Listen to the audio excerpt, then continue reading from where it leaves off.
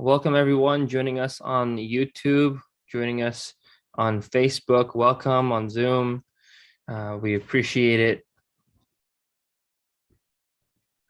Happy Sunday. It is February 13, 2022. We have with us Joshua Hall. He is our speaker today on a very important subject.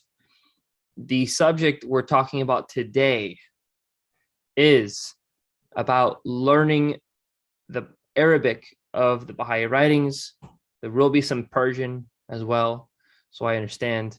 And Josh is here to chip in on that part in the description if he feels I went off. But it says, this is a presentation on the form and function of several provisional translations of Baha'u'llah's Arabic and Persian writings, including the tablet of the City of Divine Unity and the compilation of previously untranslated prayers and supplications, in addition to verse translations of classical Persian poetry. With that being said, just a quick introduction. Mr. Joshua Hall is a student at the University of Montana, majoring in Near Eastern Studies and English Literature, with minors in Arabic and philosophy. His chief scholarly interests include Islamic philosophy, classical theism, and Persian literature, and their relation to the academic study of the Baha'i faith. With that being said, we want to welcome you, Josh. Thank you so much for being here with us today. We appreciate it. This is a very valuable subject to us. We want to make sure we have this here on a Sunday session, and we thank you for taking your time to be here with us to go through something so amazing like this. So Josh, where do we start? Thank you very much, John. Well, I feel very fortunate and honored that anybody should want me to talk about any subject whatsoever, especially since I'm just a kid from Missoula, Montana.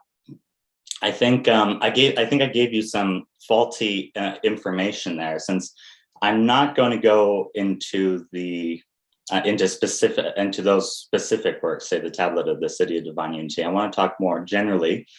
I thought that I'd give a little bit about my biography, how I came to start learning Arabic and Persian, to read the Arabic and Persian of the Baha'i writings, what that's meant for my life. And then, since I don't want to talk about myself too much, I also want to get into just the mechanics of how to learn these languages for some people who are beginning, especially for people who are beginning and they have an eye toward understanding the Arabic and Persian of, say, Baha'u'llah's writings, Abdul Baha's writings, since I think that's a slightly different aim than just learning the languages in general.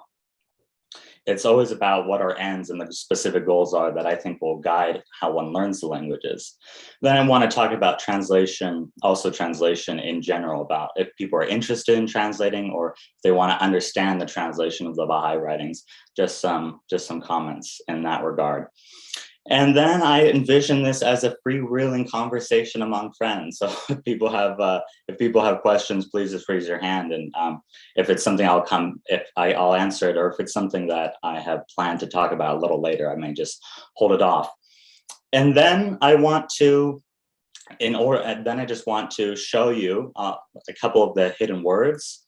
And also just show an Arabic hidden word and a Persian hidden word, and just look at the original language there, just so I can show you this is where one would start, and just show you and just try to make it a bit more familiar and see like these languages are not as difficult as is sometimes envisioned, and that if you start at an easier place, then you can build by degrees certain skills.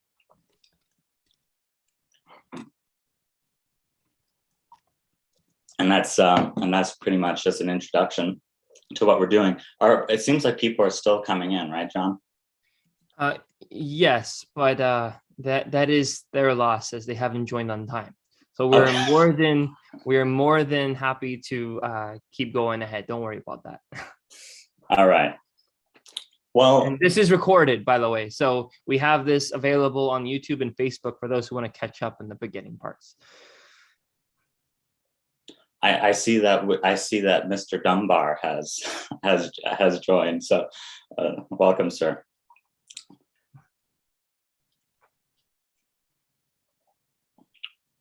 All right, then. I think I'll just get into it a little bit.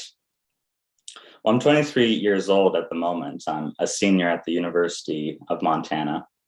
I'll be going into grad school soon for Persian literature, and that's directly connected to my Baha'i interest. But I started around when I was 15 years old. And I grew up in a Baha'i family, but I was really infected with the love of Baha'u'lláh around 14 years old. And especially when I was 15, I began to study the writings in depth.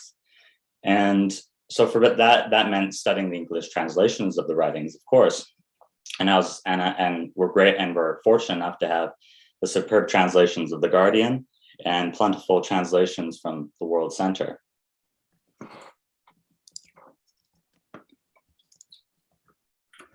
We have a question. Did Josh ever meet Dr. Nader Saidi? I have not met Dr. Saidi, but I'm familiar with his work, and I know some people, and I know some people who have met Dr. Saidi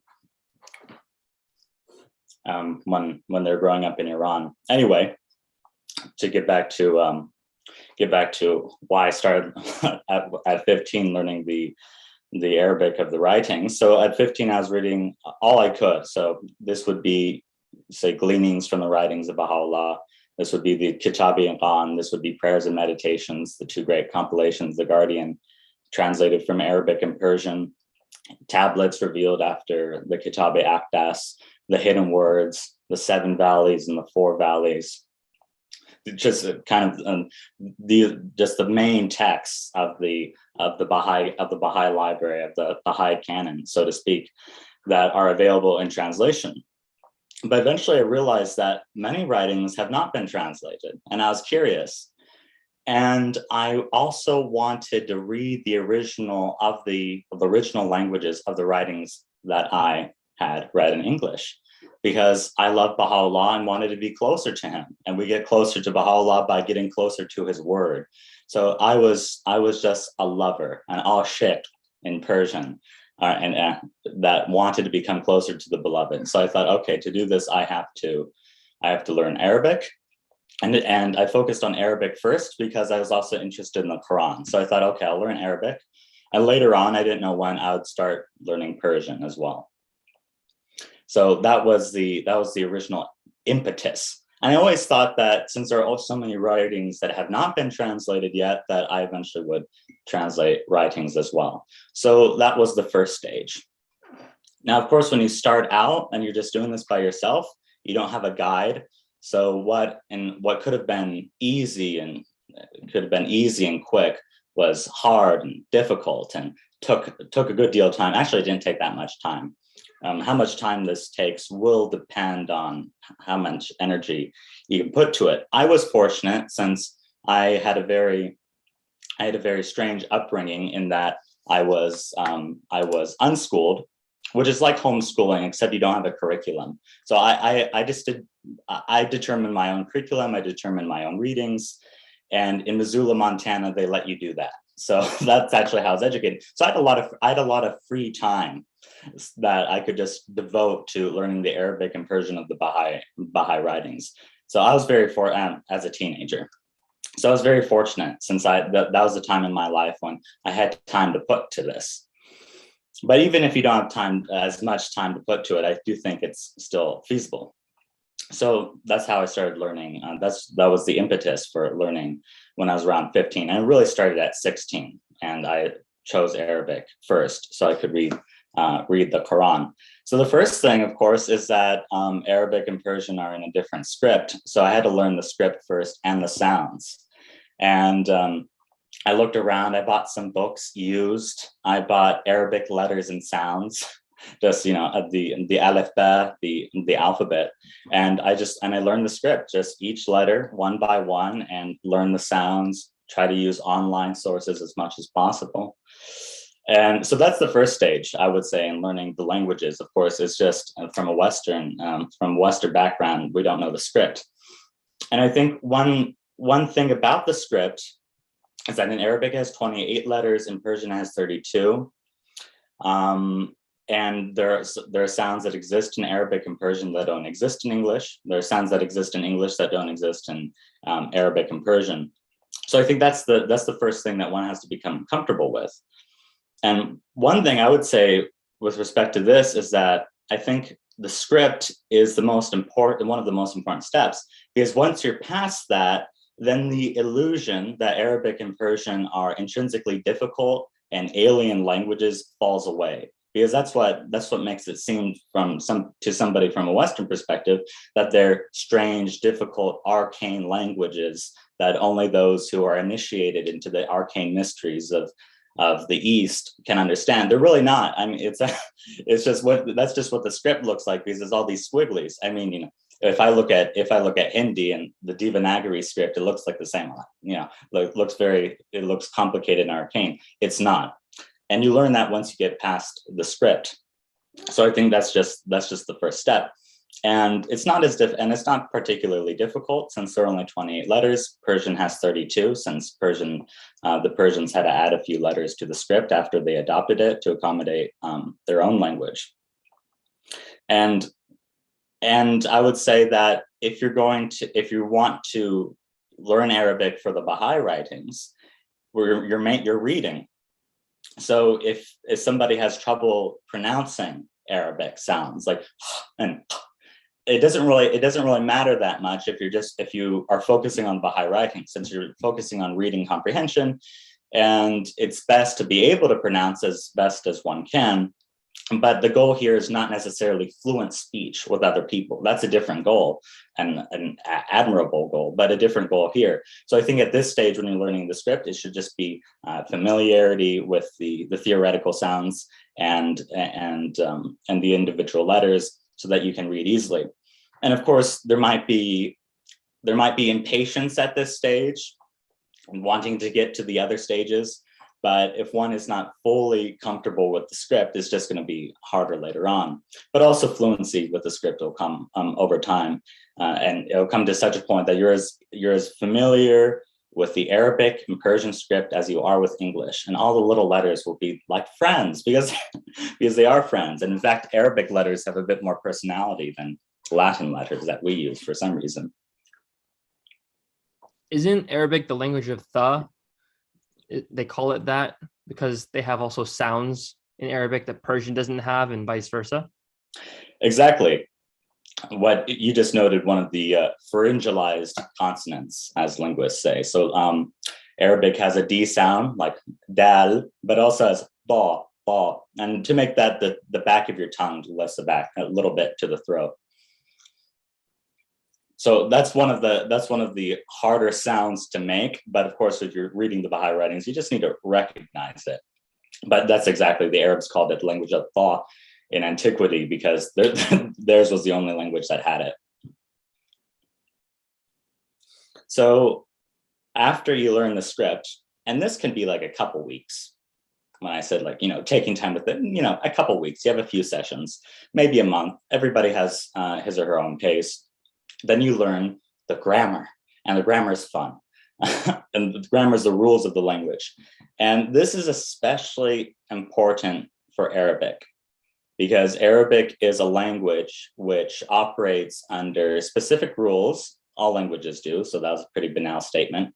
But it has a distinct, because it's because it's a Semitic language in the Afro-Asiatic family, it has a certain property that languages in that family all have.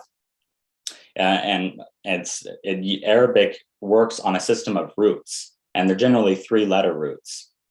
And from a certain root, you'll get a number of verb forms, and there are about 10 verb forms in Arabic that are generally used. And so there would be a basic one, like fa'ala, he does, or he did, which would be the simplest form. And then you could, from that root, you can derive many words, but these words will then exist under pre-existing templates. So the variables will just be the different roots. So one root would be kataba, and it has the main idea of writing. And then from that, you could get, say, katib, a writer, or you can get other words You can get other verbs from there, such as like, dictating or making somebody write. So for Arabic, you have to know what all those templates are. And that's when you study the grammar. And you have to know how to conjugate the verbs so that you can recognize when you look at a text, what verb you're dealing with. And the reason that's important is that when you use a good Arabic to English dictionary, it will not be organized alphabetically. It will be, but if you look up a word, say maktab, you're going to think, well, okay, it's maktab, I'm going to look under M. But you're not. You're going to look under the root that word is, that the root that word comes from. So you're going to have to recognize that, oh, this is a noun form in which it starts with M and it kind of denotes place. So then you'd say, but really the root is kataba. And if this all sounds arcane, it won't be once you start learning Arabic grammar and you have a textbook and it goes through this. So you'd really look under kataba in a good writing, under the root in a good dictionary, and then you'd see all the words that derive from that root, and then you'd find maktab, and you'd think, oh, well, it means place of writing, roughly. And then you'd learn that it means office, and say, okay, that makes sense. So that's how Arabic works, but you would recognize that form. So you never make the mistake of looking under M anyway. But that's just the way that Arabic works and other Semitic languages.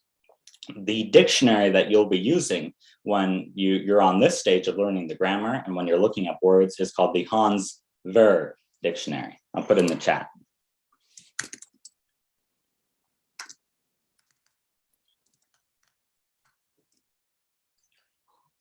I have a copy of this dictionary. It doesn't have a cover. It's falling apart. You could call it's the Ancient of Days. It's been around forever and it's been abused in every way possible.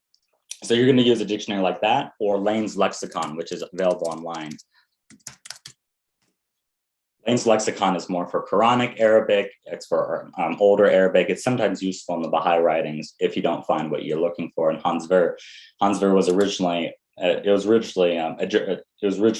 to German, and then they translated it to English. And it remains the best dictionary for Arabic to English for general ease of use. But I just wanted to mention how important it is to be able to see a word and know what root it's from. And you have to recognize what pattern based on the root that the word is based on, just to use the dictionary. So that is a complication about learning Arabic. Once you learn it, it's something that comes very naturally, and it's not a mistake you'll make. But that it does mean that compared to Persian, for instance, that is something. It's a bit of a time investment, just so that you're comfortable using the dictionary. In addition, I would say with respect to Arabic, the verbs are very important for the language, and in Arabic, it's a bit in terms of conjugations. That is the form of the verb that the verb has, depending on whether the agent of the verb or the subject is, say, in the first person, I am doing, in the third person, he is doing, whether they're plural. Arabic has quite a number of those conjugations based on the pronouns. Persian only has 6. Arabic has about almost twice that number. So you have to learn those conjugations as well. So I'd say in Arabic, the verb, just getting down the verb conjugations is very important, and also the present tense forms and the past tense forms. If you don't have that, it's going to be very frustrating. If you have that, the rest of the language will just open up in terms of making more complex sentence structures and the like. Again, you're always going to be working around this 3-letter root. So for example, the root shahida has a general meaning of to testify or to witness. So if I want to say I testify, you'd see ashhadu, and it doesn't start with shahida, it starts with the ashhadu, but you're going to see, oh, that's the first person present form of the verb. But if you saw shahidtu, you'd recognize that, oh, that's the past tense form of the verb. I have witnessed, I have testified. So that's just an example. I won't get into so much of that. So I'd say when you're studying Arabic, learn how words are derived from the 3-letter roots and focus on the verbs. And that is the key to the language. And this is the grammar stage. And then once you have, and you've been working on this for about a month, you can move to the next stage of linguistic evolution and then start to work. At that point, you can actually work with the Baha'i writings. I think even at the beginning stages, you can start to work with the Baha'i writings. And I think that's important to do for a number of reasons. I'll pause here in case anybody has any questions or comments, or if anything just was incomprehensible about what I was just saying for the last 10 minutes. Yes. Payam, hello? Sorry.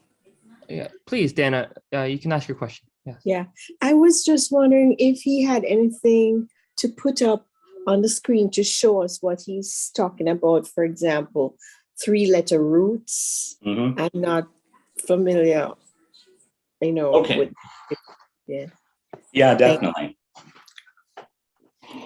Let me just open up a Word document, and I won't use the original script, of course, but I'll put it in English, and just to illustrate the idea, because this is, in fact, it's not a hard thing about Arabic. It's a fun thing about Arabic. It's really fascinating. And meanwhile, Payam asked a question.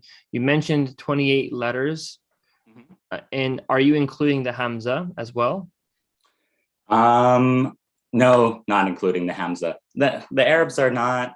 Sometimes they don't really consider the Hamza a letter, but it is a letter. He's referring to the glottal stop in Arabic. There's a catch in the throat, like an uh-oh that we have, that in Arabic is a proper letter. I mean, it's a consonant, and whether it's a letter orthographically is kind of contested. So what do I mean by a 3-letter root? So let's say we have an example like K, T, and B. So English has roots, like you could say, empower. Actually, I don't like this one. But let's say you have a word like press. Well, we also have, say, compress, express, depress. So you could say, oh, well, let's say if we looked at the etymologies of these words, their histories, we'd say, well, they all involve this press thing, and it has an ancient meaning of maybe like pressure. And then, well, we could, and X means out of, so, and that modifies the original root. And then there's another suffix and prefix, and here's another prefix, and you get new forms, and then you get pressure. So in English, this is just kind of happenstance. In Arabic, it's systematic. So there are set pre-existing ways to take this root and to transform it into different kinds of verbs. So let's say you see a verb, you see a noun like kitab. All Baha'is know this work, or kitab is how you pronounce it in Persian. It means book. But what's happened here is that you have and then you've placed vowels in it, and it's just a short little I, and the long the long A or aleph sound is one of the patterns in Arabic for getting a word out of a root, and it happens systematically. So let's say you have a root like J, H, and D. Well, if you have the same, if this root is transformed into the same pattern, you get another common word. I don't know. There we go. You get jihad. So the idea of this root is striving, effort. And so this is the noun form of that root, jihad, which would mean striving or effort, or jihad, striving in the path of God. Sometimes in the Quran, this means fighting, but it doesn't. But that's not its original meaning. It can mean fighting in the Quran if that's what you have to do, but it just means striving. And the full sentence would be jihad in the path of God. That is striving or effort in the path of God. But you see, this jihad and kitab have the same. They have the same pattern of vowels. And so you would put in the vowels, but how would you know what vowels to put in? And how would you differentiate a noun from a verb? So the good thing is you would just see, so you know just in abstract when you're learning the language, the grammar, that this is that this is specifically a noun pattern. So this is never a verb. Something in this form could never be a verb. And you wouldn't have to do it. You kind of just recognize. So another. So how would you know it's never a verb? Because you would learn the verb form. So I'll just give you an example. Oh, like a conjugation. Yeah, the conjugations. So you'd say, okay, what are the verb conjugations for kataba? And the easiest ones in Arabic are actually in the past tense. So the simplest one would be kataba. So those are the vowels. Let me.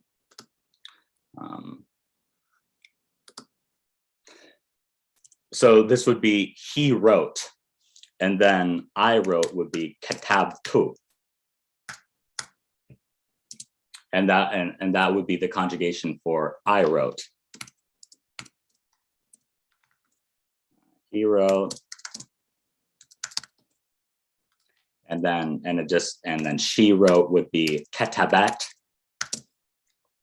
And then this is regular. So jahada means he strove. And you observe that it's in the same pattern. So this is just to make concrete the abstract idea. And then in the present tense, you generally have you have an added element in front of the first letter of the root. So I wrote in the present tense would be aktabu. Now you see, you still have the K, the T, and the B, but you have kind of just a different pattern, aktabu, and it kind of goes like this. So of course, this is specifically a verb form. The only thing this could be with these vowels and this shape or pattern is I am doing something. And the only thing that this could be is a noun of some kind. Now to know, of course, you still have to use the dictionary and know what it specifically means. Because knowing this root, well, okay, jihad means something about striving, but it might have a range of usage and may have acquired new meanings. So what you do when you look up the word is you just look under this root and you'll see kitab, you'll see the verb, and so on. Just to illustrate.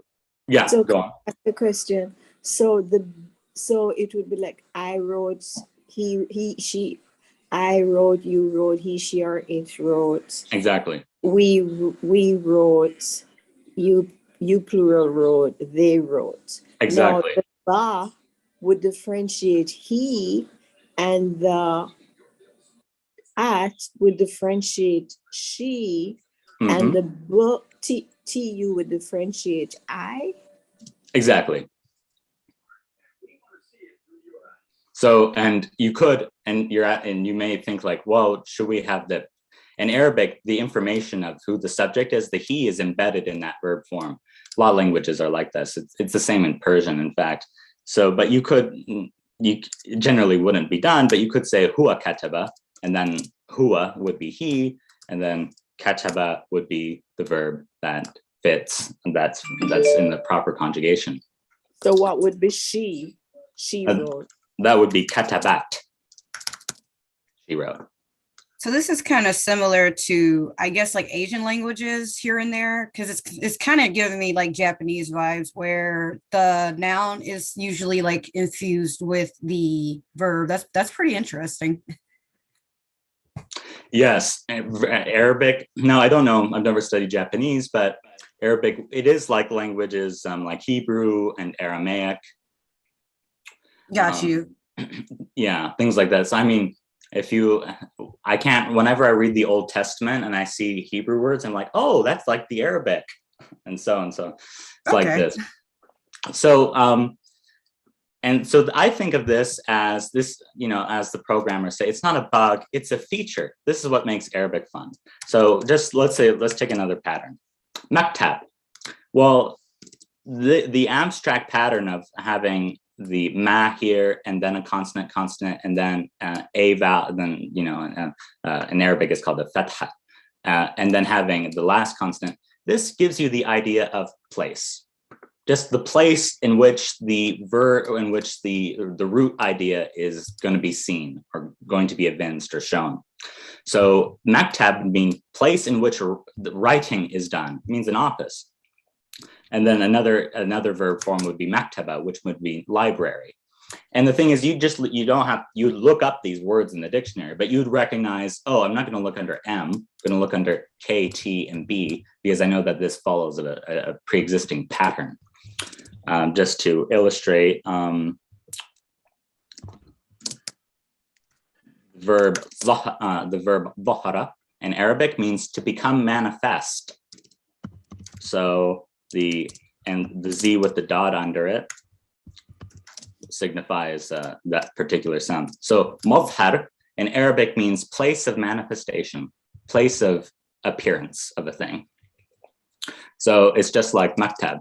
It's the same verb form, but for different roots. And that's how Arabic works. So you just have to know the verb conjugations and some of these patterns or paradigms so that you can look up the correct roots under in the dictionary. And yes, Josh, I was wondering if you would explain what the abstract means. I'm not familiar with Arabic or Persian, so you had mentioned abstract. I'm not sure if I'm pronouncing it right. Yeah, abstract pattern. I just mean a general pattern. So it's just a template in which you could shove different roots in. What do you call it? What pattern? A general pattern or a template. Yeah, you said abstract pattern? Abstract pattern. Oh, abstract as in English, it's... Yeah, just as in general. Oh, I thought that there was a special Arabic name for the way how the consonants were placed and then you put in the vowels. No, sorry I wasn't referring to that. So sorry for any confusion. Yeah, I was just saying it's just a general pattern, just a general pattern in which you could insert the consonants of any root. Mm-hmm. So I have a question. I know, Josh, that you had some material you wanted to go through today that relates to the principal subject of your session. How far do you think we are from that in terms of time? Sorry, I should have silenced this. We're good on time. We have an hour planned, right? We have an hour and a half planned, right? Yes, we do. Okay, so I'll just kind of continue the talk and open up questions. Well, we should have at least 30 minutes for questions, I think. Yes. So I assume we're going to have more complex questions coming up.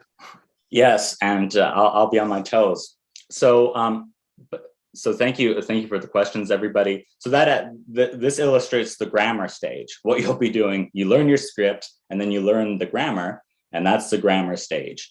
And the grammar stage then moves on to the third stage, which is vocabulary acquisition, and also learning more complex sentence structures.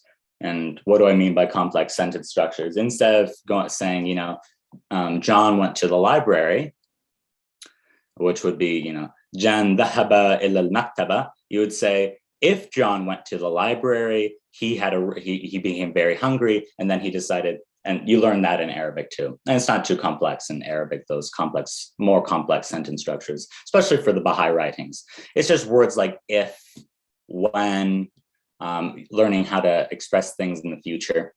But the third stage mostly, so there's a little bit more grammar in the third stage after you learn the fundamental grammar, so that you can learn how to use a dictionary.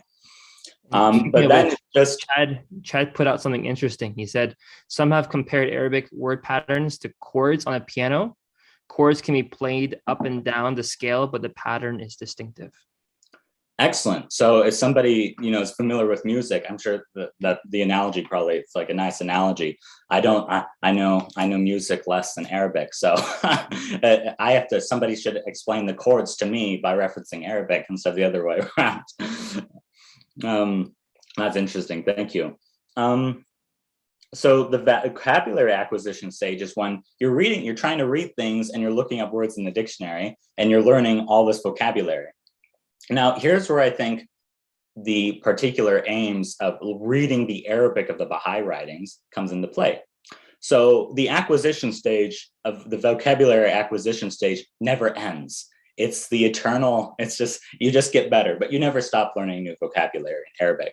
So the degree of familiarity with the language comes in degrees. So and why I say it never ends is that I know it never ends because in English, I'm looking up new words pretty much every day. So it just never ends.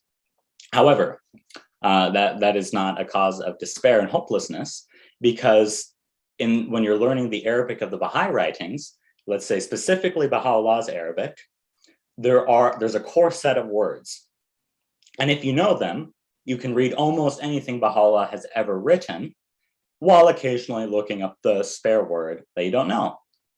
And there's a specifically Baha'i vocabulary. That is, there are words that come up in the Baha'i writings all the time, but other words which you'll hardly ever see in the Baha'i writings.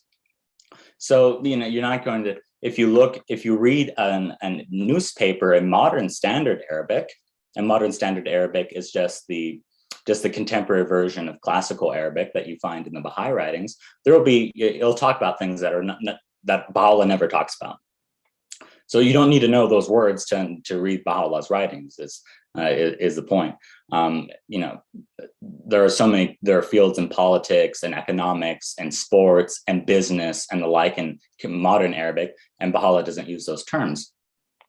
So I would say this is a rough estimate, but let's say general fluency in a language might be 2,000 words, and then rising competency would just be going from there. I would say there are probably just a few hundred core words in the Baha'i writings that one has to know in order to read most anything fluently by Baha'u'llah. I mean, like a prayer. Let's say you want to be able to say a prayer. There are not many different kinds of words there. We could even, so I'd say probably 200 to 500 core words, maybe even fewer. So what would a core word be? The core verbs. I gave you two of the core verbs. Kataba, he wrote, very important. You're going to say that's all the time. The notion of book in the Baha'i faith, or kitab, it's in the Kitabi Aqdas, Kitabi Ingan, it's everywhere. So that's one. And you're just going to learn that from the textbook.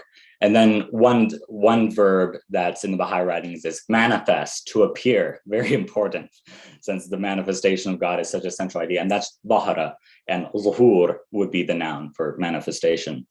So and then you have words like sama, heaven, fadl, grace, marhama, mercy.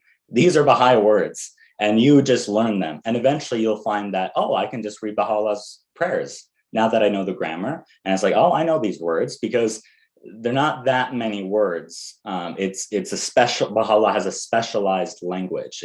You're learning the writings of one person, not necessarily all Arabs everywhere, but I should say all people writing Arabic everywhere, since historically Persians write a lot of Arabic, and Baha'u'llah is a Persian, of course.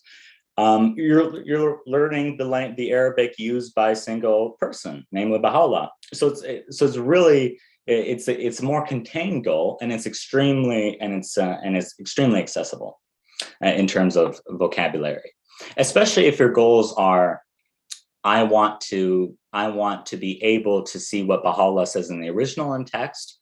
I want to be able to understand the structure of the Arabic, or I want to say my prayers in the original language. All the obligatory prayers are in Arabic. So if you want to be able to perform those, it's not a lot of vocabulary. Just like you can imagine the short obligatory prayer. The first line, I testify. I only have the Arabic memorized, actually, and so I might get the Guardian's translation might be a bit different. But I testify, oh my God, that thou hast created me to know thee and to worship thee. Well, that's just not a lot of words, and will have learned those words already by studying the writings. I testify, we had that, so it starts with ashhadu, and that's just a root that's going to be in the Baha'i writings all the time. And then the word for God you will have, and then knowledge is arfan, which comes up all the times in the Baha'i writings, and then worship is ibadah, which will come up. So the vocabulary acquisition stage is, it never ends, since you'll always be learning new words, but you're going to quickly have a stage where you can comfortably read Bahá'u'lláh, because you've learned a few hundred words, and that's going to be 90% of the words that he uses. So I think, so this is actually a very positive part of learning specifically Baha'u'llah's Arabic.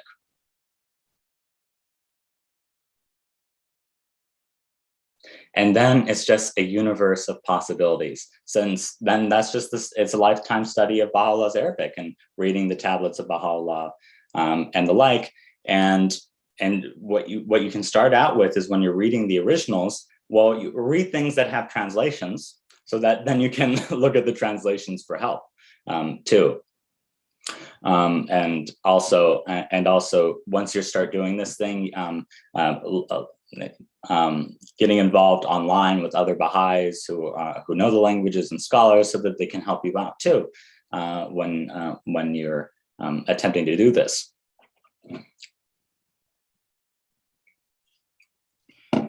That's very important. There's a question about this subject. So you mentioned how exerting, of course, the effort to learn Arabic is something that's achievable. What would be the first stepping stone that you'd say to trying to learn Arabic? What would be the stepping stone to starting this journey of reading the writings of Baha'u'lláh in Arabic? You learn the script first. So you have to learn the alphabet, the script, and learning the sounds. And then you would learn the grammar, like we discussed, so that you know the verb conjugations, basic sentences.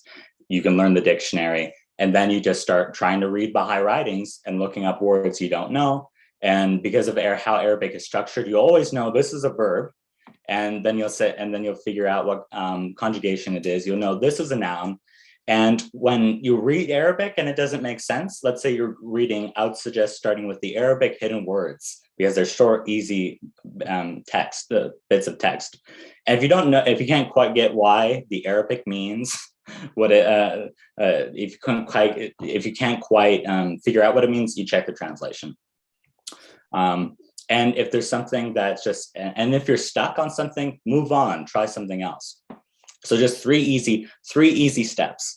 And I mean easy, and it's not definitely, doesn't mean that there won't be time and effort involved, but it means that it's not something that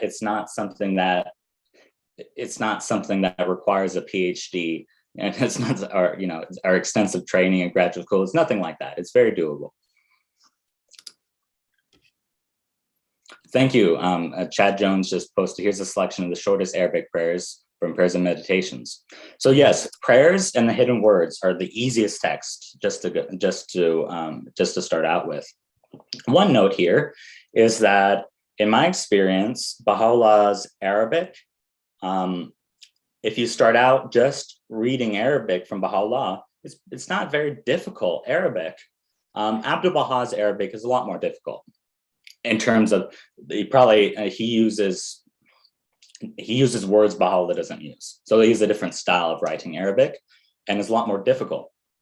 So the solution there is, when you're starting out to learn Arabic for the Baha'i writings, don't read Abdul Baha's Arabic. Start with Baha'u'llah's Arabic.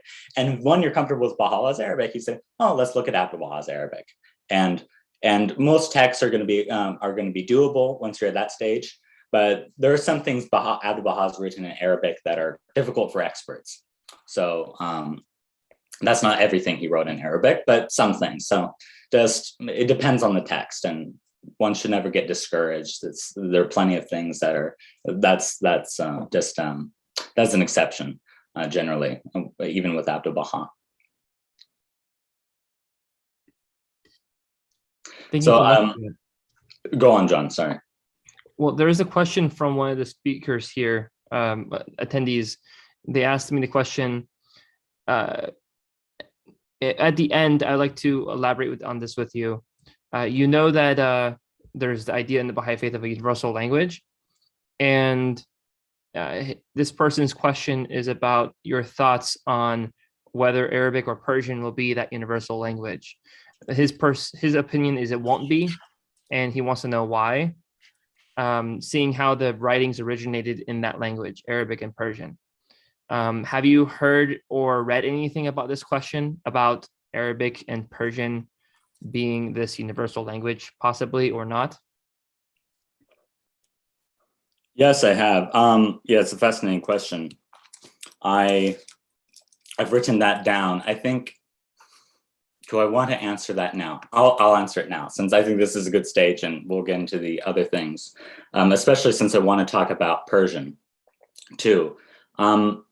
The choice of the universal, there are a number of places in which Baha'u'lláh praises Arabic and he praises Persian, and there's even one place, and a little research will get the source for this, in which he even has kind of a recommendation for Arabic, but he says it's for the House of Justice to decide and for the peoples of the world. He's very clear on it's for the peoples of the world to decide what script and what language, and I believe in Kalamate Ferdowsiye, he says that it could even be an invented language, an invented auxiliary language. These days, people are making all sorts of conlangs. Everybody knows about Esperanto. There are languages that are much more recent and better than Esperanto. There are many instances in which Abdu'l-Baha specifically praises Persian. And there's a lot of praise for Persian. It's a sweet language and a beautiful language. And Abdu'l-Baha encouraged Baha'is to learn Persian and people in general to learn Persian. So these are definitely possible auxiliary languages, but that's something for the future, and which is beyond my knowledge. If it turns out if it turns out the world language is Arabic or Persian, I'll be happy for one. That'll be fantastic. But it might not be best for the needs of the world, because we need a language that, for a universal language that is easy for everybody to learn, and it could be a secondary language that that is neutral in terms of everybody's culture. That might be necessary. It may not be necessary, but it may be necessary. And if you create a language, it's going to be, say, Esperanto, or better yet, the auxiliary languages that have been invented since Esperanto. They're easier to learn than any natural language. So when I talk about some of the complexities of Arabic, if you create a language, well, you just remove that. My guess would be that the auxiliary language may well be a constructed language, an artificial language that's designed specifically for world use. I think that would be the fairest. It would be the easiest to learn, and it could be constructed on linguistic principles of what's easiest for everybody in terms of grammar and sounds to pronounce. Since there are sounds in Arabic and Persian that, if you're from certain languages, are difficult to pronounce. So a world language could be designed that doesn't have that problem. Anyway, some of my thoughts. Thank you very much. Appreciate it. And there's somebody has a source. He was asked whether Arabic might become the universal language. He said that it would not, with respect to Abdu'l-Baha. So there's a source there. Yeah, something to investigate. Abdu'l-Baha in their midst, Earl Redman's book. So I think now but of course, half the writings of Baha'u'lláh are in Arabic, roughly, and half are in Persian. So let's talk about Persian. And for me, this is a contingent fact of my life. I learned Arabic first. You don't have to learn Arabic first. Maybe you shouldn't learn Arabic first. Arabic has the more complex grammar. Persian has a simpler grammar. So just a little bit about the nature of these languages. Arabic is a Semitic language. Persian is an Indo-European language. So Persian's in a different linguistic family. Persian is not related essentially to Arabic. Persian's related more closely to English, to German, to Latin, to Hindu, to Hindi, to Greek, to Sanskrit. It's Indo-European, meaning India and Europe. It's in this family of languages. And within that Indo-European family, there's a subfamily of the Iranian languages. And among them, you have Persian. And Persian is sometimes called, Persian and Persian's called Farsi, but it's in Afghanistan, they call it Dari. In Tajikistan, they also speak Persian. But so these are all Persian. but they're also languages closely related to Persian, like the various Kurdish languages, like Pashto in this subfamily. So Persian's not related to Arabic. It has the same script as Arabic, but it's not related to it essentially. So you are learning a very different language. The benefit of Persian is that Persian has a streamlined, simple grammar. Persian is easier. So if you want to know just what is the intrinsic difficulty of Persian, Persian's easier than Spanish. It's easier than French. It's easier than Italian. This is just a fact about it. Because if you look at Spanish verb conjugations and you have to think about, is it an AR verb? Is it an IR verb? Persian's simpler. Persian's easier. If it weren't for the fact of the script, there wouldn't be this illusion that Persian's a difficult language. Only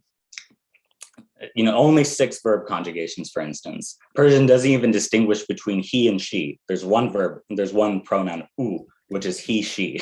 They don't even, there's no gender. So often in Italian and Arabic, I didn't mention this, Arabic has gender, which means that the table has gender, the tree has a gender, the verbs have to agree in gender. It's like in Italian and Spanish. Persian doesn't have gender in that terms, not even in the pronouns. You can, of course, there are words for boy, man, woman, and the like, but it's not part of the grammar of the language. It's streamlined, it's simple.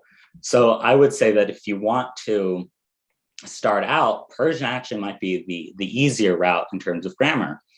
But then again, you might want to do Arabic first if you have a particular reason you want to do Arabic first, or if you want to get the harder one out of the way. Because what's going to happen is you're going to learn one of these languages, Arabic, and then you're going to be happy going along with your life. Everything's great. And then you'll want to say, oh, what's the original of this? And it's like, oh, it's in Persian. I can't read it. Or you're going to be happy, you're going to be reading Persian, and then you're going to be reading a tablet from Baha'u'lláh in Persian, and suddenly it'll go into Arabic. What's happening? Baha'u'lláh uses both languages in the same work. He might switch between them. So you're going to want to learn both eventually. And that's fine because it's double the fun. So whichever one you start out, you're going to start to relearn the other one. Yes, John. So there's 2 points. Yeah. I'll pause in between for you to respond. And this is just meant as a matter of just clearing the air on this. It is true that Persian practically, especially the Bahá'í writings, uses Arabic words all the time. So yes, whether you like it or not, in the Persian language, you're forced to employ Arabic words. Mm-hmm. So a wonderful point. So, and a good caveat. So I said the languages aren't related. You'll see that in the grammar. Persian grammar is not related to Arabic grammar. But after the expansion of Islam and Persians adopted Islam, they kept their language Persian, but they adopted all this Arabic vocabulary. So just like English has Latin words and French words in it, a restaurant did not exist in Anglo-Saxon. We took it from French. And just as English has this level, Persian has all these Arabic words. Now, what happens in Persian is the pronunciation of the Arabic word changes. So kitab, Arabic, becomes kitab. Or a better example would be zuhur in Arabic becomes zuhur in Persian. The ba becomes a z. So the sounds change, and sometimes the meaning changes. So when you're reading something that's a Persian text, you're going to recognize the words, say, that you learned from Arabic, and they're generally going to have the same meanings. Sometimes they might have a different flavor. So you're going to use the Persian dictionary, and the Persian dictionary is just like an English dictionary.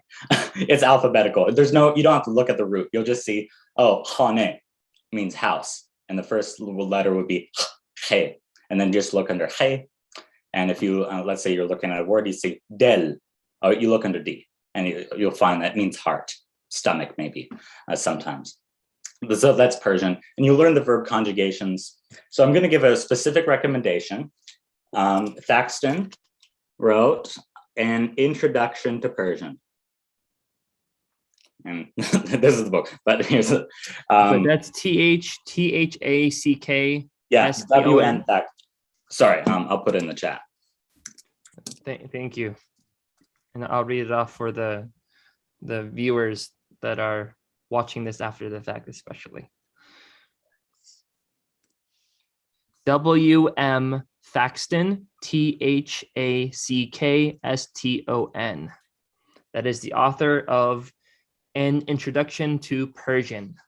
And I won't go over the grammar, the grammatical peculiarities of Persian, because it's kind of in the book, and you'll learn the script and the sounds. And it's an accessible book. Sometimes it uses language that's unnecessarily technical. There are also online resources. The University of Texas at Austin has an excellent page on this. So let me just put for basic grammar.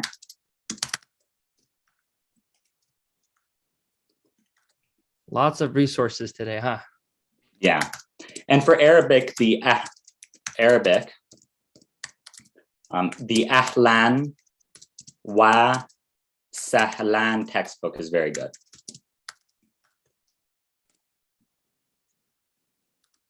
Just for Ahlan wa salat. Ahlan wa Sahlan. Wa sa'lan. Yeah. Ahlan wa sa'lan textbook. Very good It's pronunciation. Thank you. AHLAN space WA space SAHLAN Ahlan wa Salan textbook. That's the Arabic one. Exactly. And the good thing is that you don't have to learn a new script. Now, Persians added 4 extra letters because they had sounds that Arabic didn't have. And interestingly enough, there are sounds that are different in Arabic that Persians pronounce the same. So the dhal, the sound in Arabic in Persian becomes a Z. The Z sound in Arabic remains a Z in Persian. The ba sound in Arabic becomes a Z, and the ba sound in Arabic becomes a Z. So there are 4 letters that are pronounced as a Z. The th sound in Persian does not exist. They use the letter when they receive a word from Arabic, but it becomes an S. So Persian has fewer, Persian's phonology is not very complex either. So in terms of pronunciation, in terms of grammar, Persian's easier. There's an excellent Persian to English dictionary by Steingass. So let me just say, and there are online dictionaries as well. But would you say Persian's more poetic, where it's more right-brained, whereas Arabic is more formulaic, more left-brained? No, I would say no natural language used by human beings is necessarily more poetic or more left-brained. They have contingent differences based of kind of grammatical complexity and the like, but Arabic has a rich and gorgeous poetic literature, and so does Persian. I would say it's more cultural. I would say, to me, although Arabic has a beautiful literary tradition, the Persian literary tradition is particularly well developed as a cultural point. As a matter of subjective preference, Persian is considered, Arabic's called eloquent often, and Persian's called sweet. So Persian does have a gentler, more mellifluous sound. So it's prettier, and it's gorgeous. And for me, after studying Persian and seeing Baha'u'lláh reference all these poets, I became in love with Persian literature. Literature by Hafez and by Rumi. So I definitely have the bias towards, the Persian cultural sphere and the Persian literature. In terms innately right brain, left brain, I'd say no human language, we can't really pigeonhole like a whole language necessarily like that. The Quran is one of the most beautiful pieces of literature in the world. Being a revelation from God helps on that standpoint, but they're both languages that are incredibly rich. Yeah, and the Quran is in Arabic too, to add to that point. Yeah, of course. Justin, I just assumed. I shouldn't assume everybody. Well, I'd actually like to ask you a question as the second part to follow up. So, that in the Baha'i writings, which is actually interesting to me, it's that you can translate from the Persian writings to the Arabic, but you can't translate the Arabic Baha'i writings into Persian. Yes, so during the Guardian, the reason is that the Guardian wanted Persian Baha'is to continue learning Arabic, because part in traditional Iranian society, part of becoming educated was reading and writing Persian. And if you're a religious scholar, you'd learn Arabic, and often right now in Iran, under the Islamic Republic, you learn Arabic in high school. The Guardian wanted Baha'is to have this skill. So he said, so that's why he gave the directive not to translate Arabic writings into Persian. So they're not translated officially into Persian. However, on most any Arabic Baha'i writing, you can find I don't know about most any, but many Arabic writings, you'll be able to find not translations into Persian, but the mazmun into Persian. Mazmun means like the gist, the meaning. So you will be able to, if you're Persian speakers, some I have been able to get kind of like, gists from the Arabic sometimes.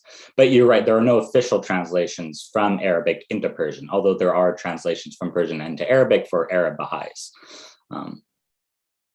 And I think that translates the same for the English Baha'i writings, the language that we're English speakers, which we're blessed with that translation from Shoghi Effendi. Likewise, we're to elevate our learning of English to learn the writings, not to remain in the dialects that we use or the level of English we have, but to elevate our learning so we can then respect the writings with the respect they deserve. Good point. Some people might say, like, why can't the writings be translated just into contemporary English? I mean, they could. I mean, if an individual scholar wants to provide a translation, it's all about aims. But in terms of having a consistent body of Baha'i scripture in English, if you translate in this older style, it never goes out of date, right? Whereas contemporary language in 100 years or 50 years can get out of date. But slightly to get back on track with respect to Persian and learning Persian, I would recommend, yes, if you're going to do Arabic, do Persian too. If you want to do Persian, eventually you'll need some Arabic. Also because of the classical Persian that Baha'u'lláh uses. I mean, just to be clear, Persian has different stages of development. For the last 1,000 years, the Persian of the last 1,000 years is called modern Persian, and it hasn't changed. It hasn't essentially changed. So you can read a poem from the 14th century, say from Hafez, and it's the same Persian that you'll find today. Essentially, Agaran Turk Shirazi be dast aran dil ma ra be khale Hinduyash baksham Samarkand o Bukhara ra. That's Persian. Like that's the same Persian of today. It's just a poetic Persian. So that's a good thing. But before then, you had Middle Persian and you had and you had Old Persian. But for the last 1,000 years, Persian has been essentially the same, and that's called modern Persian. So when I say classical Persian, I just mean this kind of older style that Baha'u'lláh uses. Generally, he sprinkles in quite a bit of Arabic vocabulary, and it is possible to write a Persian that reduces the amount of Arabic vocabulary. Just like in English, you can use longer words, Latinate words, like manifestation. You could say it manifested itself, or you could say it showed up. So there's a distinction here. You could use the Latinate. In Persian, you can use a pure Persian vocabulary, or you can use the words that have been inquired into Arabic. Now, I just say that because if you know some Arabic, the Persian of the Baha'i writings, it opens that up, especially since it opens up that element, especially since Baha'u'lláh will often put in whole Arabic phrases, or he'll quote the Quran. So that's why I'm saying, if you learn Persian, you want to know a little Arabic. If you learn Arabic, you want to know the Persian. So that's the learning stage of Arabic and Persian. So I recommend both, and especially if you learn Persian and you see Baha'u'lláh quoting poets, it may lead you into the realm of Persian literature.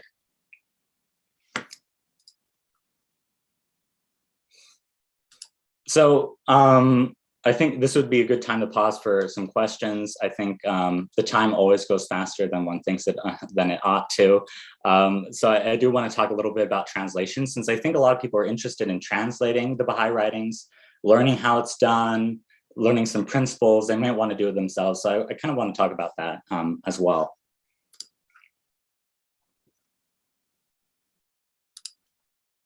There's an interesting quote that someone just shared here in the It says, "Indeed, there existeth no language in the world as vast and comprehensive as Arabic."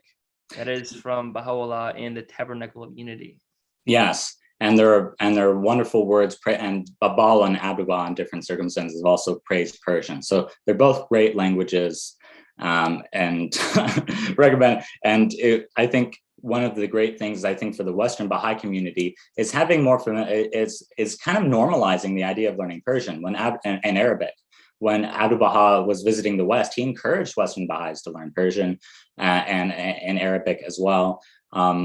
Being able to interact with the writings this way is just a source of infinite joy and satisfaction in life. Saying our prayers in Persian, reading the writings in Persian, there's a beauty to them that there's a beauty in them that transcends what any translation can do, however wonderful, because it's the immediate word of Baha'u'lláh, of the manifestation of God. And that's why even the best translations from the Guardian, even he felt that his translations were inadequate when in his introductory note to the Kitab-i-Iqan, he says, yet another attempt, however inadequate, to convey in translation the matchless utterance of Baha'u'lláh. So that would be, and the language is startlingly beautiful in both Arabic and Persian of Baha'u'lláh and also Abdu'l-Baha. So I think that what are the reasons to learn the Arabic and Persian of the Baha'i writings is to get closer to the word, to understand it better, so you can see the original, know the original words and constructions. One is just aesthetics, because it's beautiful. I think if you're going to pursue something, it's being beautiful is enough.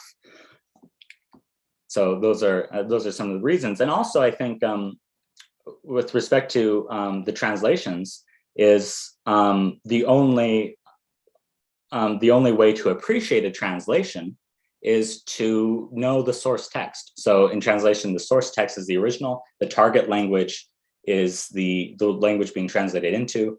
So one can appreciate the Guardian's translation, say, as English literature, but if you know the original languages, you can appreciate it as a translation. So you can say, oh, that's what he's doing here. And you can say, oh, that was very difficult. There are a number of ways that this could have been rendered. What way did he choose? Why did he choose it for this context and for this audience? Things like that. So it's a new level of appreciation. I think we're on the translation part of the talk here. I learned Arabic in the Persian of the Baha'i. I'm still learning Arabic and Persian.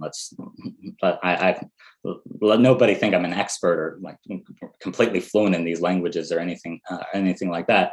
But I study Arabic and Persian to be able to translate. I have translated certain things provisionally. Official translations are done at the World Center and approved, but independent scholars can do provisional translations, and they're free to share those online.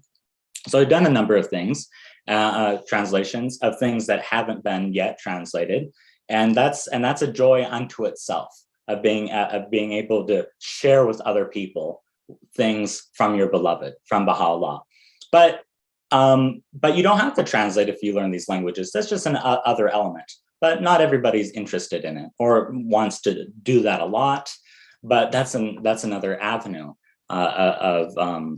as another avenue of search. One thing I would recommend if you're going to do that is that I think it takes time in terms of translation to really understand the principles involved in translation, especially when one is a beginner. Because when one is a beginner, one might think that the best translation is the most literal. That is the one that's most faithful to the original text. So if Baha'u'lláh has a word here, it's going to be straight into a word here. But often, and especially with the Guardian, translation is not so much word for word and exact. It's going to be conveying the ideas of the source text into the target language. And often the better translations will be what's natural, will convey something in a way that's natural to English. They'll be relatively different from what the literal sequence of the words is in Arabic and Persian. So I would say that that's something to keep in mind as one starts to study translations of the Baha'i writings and starts to do that to translate them oneself. Translation is involved with the conveyance of ideas. And often we get bogged down as, oh, this is the original word. Or we might think that there's something particularly mystical about individual words, like, oh, Baha'u'lláh uses ezzat here for glory or majesty. And for translating, you have to look back and see how all the words work together to convey meanings and to express the ideas in a way that's natural to the nature of English. And that's how the Guardian translates. I have some examples of this, in fact, if we have time to get into them. I believe we may have some questions, right, John? Yes, we do. I thought I was unmuted there. So there are a few questions. I do want to ask if people want to follow up on these resources you provided before I move on with other questions. How can people connect with you if they want to learn more about these things? Or you provided great resources. Where do you recommend people go first as a community, if you will, if not yourself? To contact me, you email me. I have 2 emails. One's my university email and one's my Gmail. So those are. You can call me. Beautiful, beautiful. Some people think it's insane just to give out my number. Like, everybody has my number. So I get calls from strangers. I love calls from Baha'is or texts. So you can contact me whenever you like. In terms of, and there are online dictionaries that I would recommend. So for Persian, let me see if I can find it here.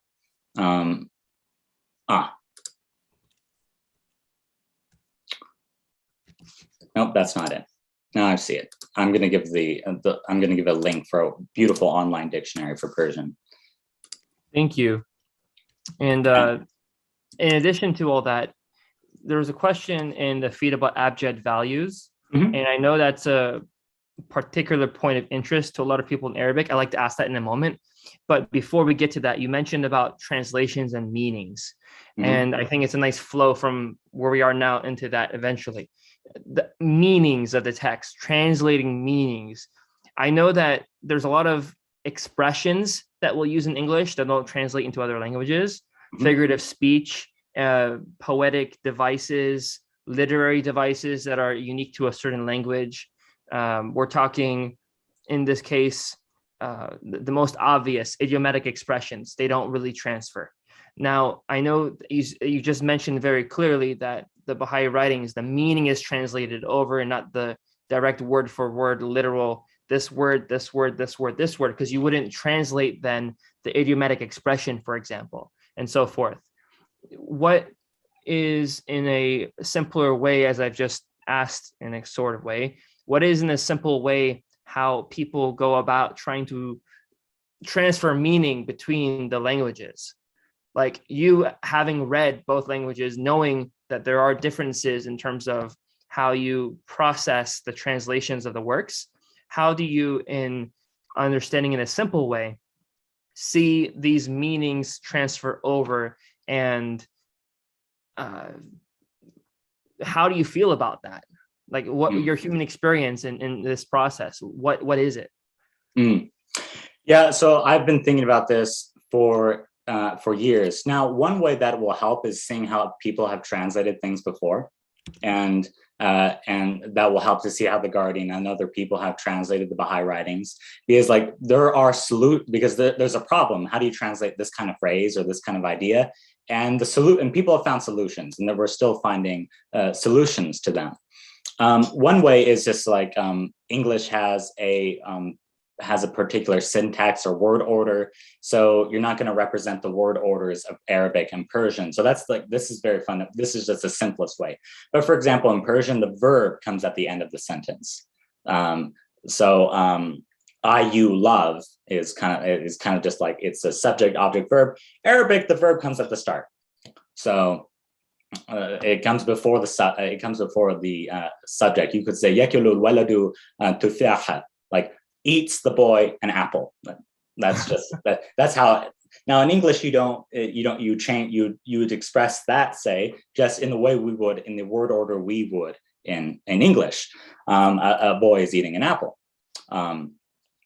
And so that's very fundamental, and that's just elementary. And then it just goes from there. So if you're reading a bit of Persian and you understand what the meaning is, the gist, you would say, how would this be written well in English? Now, so to translate well, you have to be able just to write English well and have an ear for literature. So if you want to translate the Baha'i writings, then you have to study English literature. Read Keats and read John Keats, read John Milton, read Shakespeare, read literature from the period, read Moby Dick, read Melville, have an ear and just like a love for the English language so that you just have a feeling about what sounds good in this language in a literary sort of way.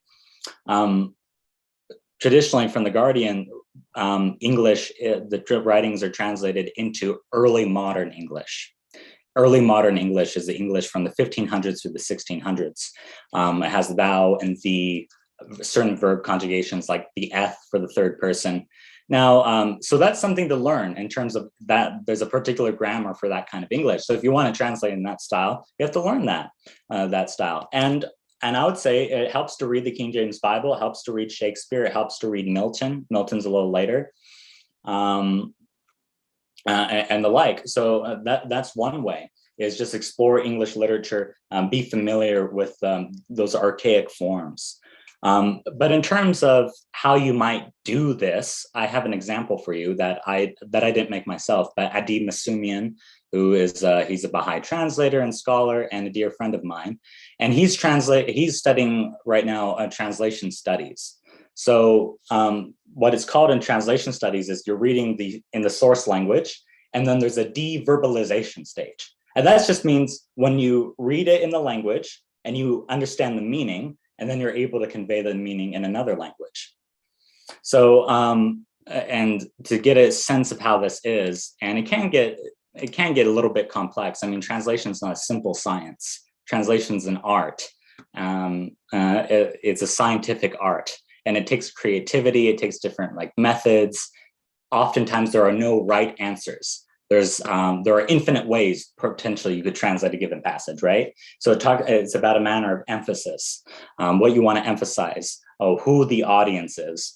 So it's a whole different world. So I'm going to share an example of a translation from The Guardian and an analysis of it. Would that be all right, John? Do we have in the last 10, 12 minutes? Do you think Absolutely, we would love that. Thank you.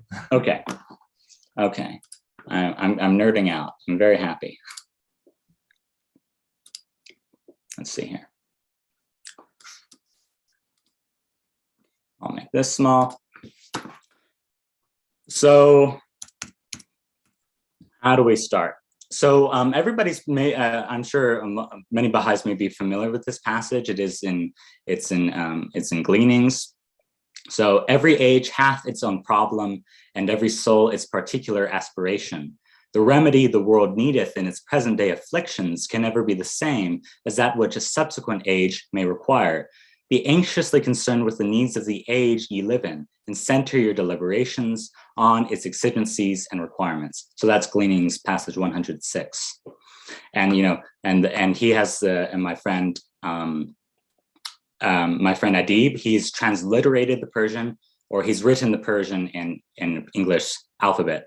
Haruz ra razist va harsar ra avazi darde imruz ra darmani va fandar ra darmane degar. Imruz ra negaran bashid va sokhan az imruz ranid. So that's the Persian. So what he's done is he's analyzed what every word has been translated as by the Guardian. And in different ways, and whether it's been literally translated in a literal way, or if it's been translated in a not literal way, but one that conveys the meaning. So every age hath its own problem. So the first word in the Persian is har, and he says har has been translated directly via literal translation as every. Har means every. And then he says ruz has been translated obliquely, that is not literally, via generalization as age, rather than the primary choice of day. So literally, in a literal way, it says every day, but the Guardian translated every age. And the reason is that Baha'u'lláh means by every day hath its own problem. He means every age, every time. So it's like when we say, this is a dark day, we might mean a dark time in human existence, human life.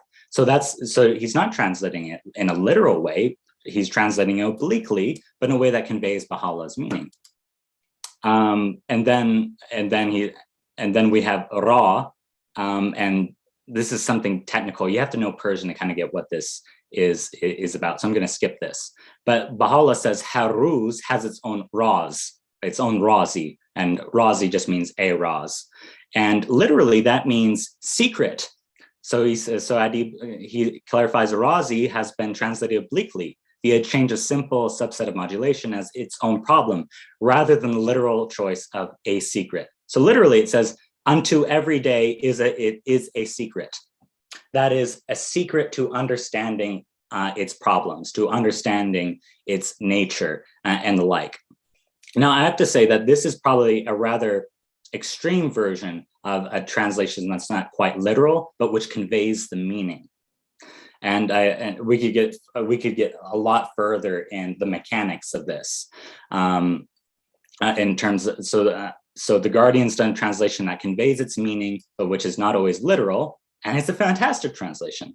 Now, if you did a literal translation of this passage, it actually wouldn't do much for an English speaker. It's like every day has a secret, and every head has a melody.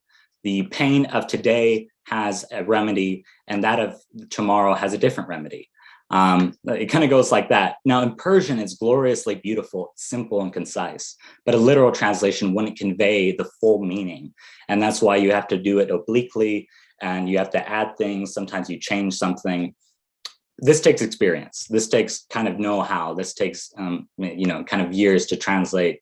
If you want to translate something in the style of the Guardian. I'm going to stop sharing. So that's just a taste. I hope this wasn't overwhelming. This is quite a bit beyond learning Arabic and Persian to kind of just start reading the writings in the original. Translation is a different stage, is a different goal.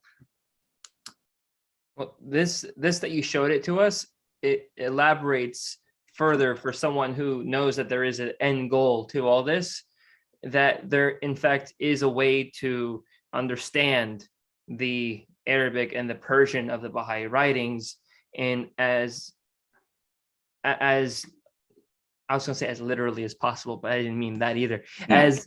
As directly as possible, because the point is, as I'm choosing my words in English to apply meaning, I know I could use multiple words, which literally may be appropriate, but in terms of the abstract meaning I want to convey, it is not appropriate at all, because I'm not going to convey it. Exactly. Likewise in Persian and Arabic. Mm-hmm. Exactly. So the Guardian, by being familiar with Baha'u'llah's writings, he knows what Baha'u'llah means. Like haruz ra razist. Every day has its. Now in Persian it works because like raz and ruz, they sound similar. So it's poetic, right? But it's like, okay, well, every day has its own secret. He means every age hath its own problem, has its own solution, just as you're saying, John, very well. And that's a rather extreme example, but when one studies the translations of the Baha'i writings, this will be seen all the time. What I'm saying this is that when people are first studying the Arabic and Persian writings, and then you check a translation, don't be concerned if like, oh, the translation doesn't seem to match. It's like, it shouldn't match because if it matched, it wouldn't be good English. So don't despair about that. This is another element to take into consideration. I think I'll pause here and let you, John, pick which questions should be directed to me that can be answered in the time remaining. Sure. I think to build on what we had spoke on to conclude that point, it's the short obligatory prayer. Payam actually mentioned that it's a good example of this relationship we just described. And he is continuing to type as we go on. Yeah, I know what Payam's I'm familiar. So in English we say, I testify to thy powerlessness and to thy might, to my poverty and to thy wealth. Arabic, there are three phrases. So Baha'u'lláh says, Ashhadu fi hadal hin bi'anzi wa quwwatika. I testify in this moment to my anz, my weakness, wa quwwatika, and thy strength, wa bida'fi wa qtadarika, and to my weakness and to thy strength. But it's two different words in Arabic. So you could say like, I testify in this moment to my weakness and to thy strength, to my incapacity, my impotence, and to thine omnipotence, something like that, and to my poverty. Now the Guardian, he merged those because in English, it's like, it doesn't sound better. Like the idea is conveyed to my powerlessness and to thy might. That's enough. Conveys the idea of the text. because Baha'u'lláh, he's repeating it because that's eloquent. That sounds good in Arabic to have more synonyms. Arabic is sometimes, in Arabic literature, what in English we call redundancy, they call eloquence. So the Guardian chose not to make it redundant, but to make it concise in English, since that's a value we have in English, and it sounded better. So that's an excellent example. Another thing would be that, literally the first line of the obligatory prayer says, Ashhadu ya ilahi bi'annaka khalaqtani li'afanika wa ibadatik. I testify, oh my God, that thou created me for knowing you and worshiping you. But the Guardian translated that as, I testify that I bear witness that thou hast created me to know thee and to worship thee. Just a little bit different, like has the same meaning. So this is a very basic example. It's not extreme, but like it's the same meaning. And so if you look at this, don't worry, don't despair. It's just translations about meaning, not so much about individual words all the time. And really, if people understand the intent behind it, it even elevates all of it, though, at the same time. But that being said, there are two questions, and I want to make sure we address them. It's, I think, basic questions. I hope they're basic. It says, APOW is asking on the Zoom here that he or she would love the link to that document that you just had up, the one where you had shown from Adib Masumian. Yes, exactly. Yeah, I can. I can share that. I don't think he would mind at all. I will just, is there a way for me to share it? As long as there is. You can try to post it up as well. Jeremiah can try to post it up with a video, like, okay, access it probably. So if we can't do it now, at least sometime afterward, we can do that. Okay, that'd be wonderful. And I'll make sure it's clearly labeled to have been made by him, since it's his work. And so let's do that. Yeah, and also, if you could, in addition to that source, if you could compile the resources and references that we've used in this video for all of us that are joining on Facebook and YouTube after the fact, I know we would all enjoy that. I will do that. And because the dictionaries exist online, the textbooks, we can do Amazon links too. Another thing is that there's such a thing as Baha'i Reference Library. I'm sure the Baha'is are familiar. And you can go on and you can just select Persian and Arabic, and you have all the Persian and Arabic writings that are published available there. So as you're studying, so that's a good resource. And really, that's the big encumbrance to a lot of people, the big barrier to entry. It's always been, where do I look? Yeah. So Baha'i Reference Library, start with prayers and the hidden words and go from there. I think we have time, 2 minutes. So perhaps I'll take another question. Well, this is a basic one that's not actually, well, if you're available for another session to continue this, we would love to have you, just to point that out. And that is where you have in the chat here, people asking if there will be another session. So in anticipation of hoping for one, for everyone watching today, we would be happy to have him on. So whenever Josh has time in his very busy schedule, we love to have you on. So, and if I do come on again, I'll try to be more focused, better organized, and have a PowerPoint for us. And maybe I think the second time it may help to have a slightly more less general topic. Maybe we can discuss that, or like, yeah, we'll see what people want and need. And I think this is going to be a rhetorical question, but the question that is asked in the chat, I'm not sure if you see it. I'm going to ask it. Okay, tell me if you don't want me to. Read it aloud. All right. It says, Baha'u'lláh refers to knowledge being 27 letters, but the Arabic alphabet is 28. What is the missing letter? I don't know. I think he's referring to a specific, Shi'i hadith and the like, and I haven't researched that particular. Yeah, that was a rhetorical question as well. I thought that would be a nice place to end for today. Very wonderful. So thank you so much, Josh, for your beautiful presentation here, exposing us to the beginnings of it.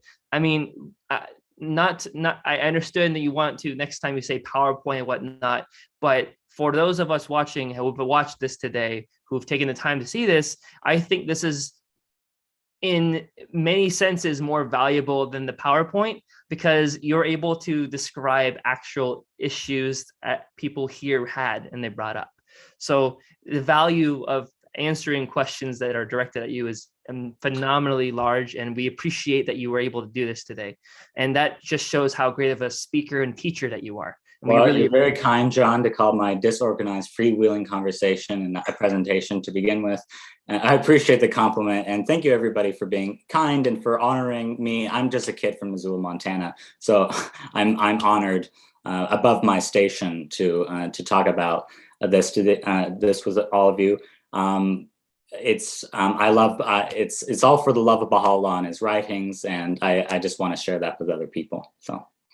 It's a genuine honor to meet you. And thank you, everyone, all of you who have spent your time here with us today. We appreciate it. Just to sum up, we have our next session on Sunday at 11 a.m. Next Sunday at 11 a.m., just like we had last Sunday and like we had this Sunday, and we will have the Sundays thereafter. So please share this video with your friends, and we love to see your comments on having another session and where you'd like to go. And we'd love to give your feedback to Josh. And most importantly, we'll be having those references up sometime soon. Please be patient with us as it takes time to compile and put them up. So with that being said, we hope you all have a wonderful afternoon. Happy Sunday, and hopefully you take this as an inspiration to start your journey, a very successful journey ahead.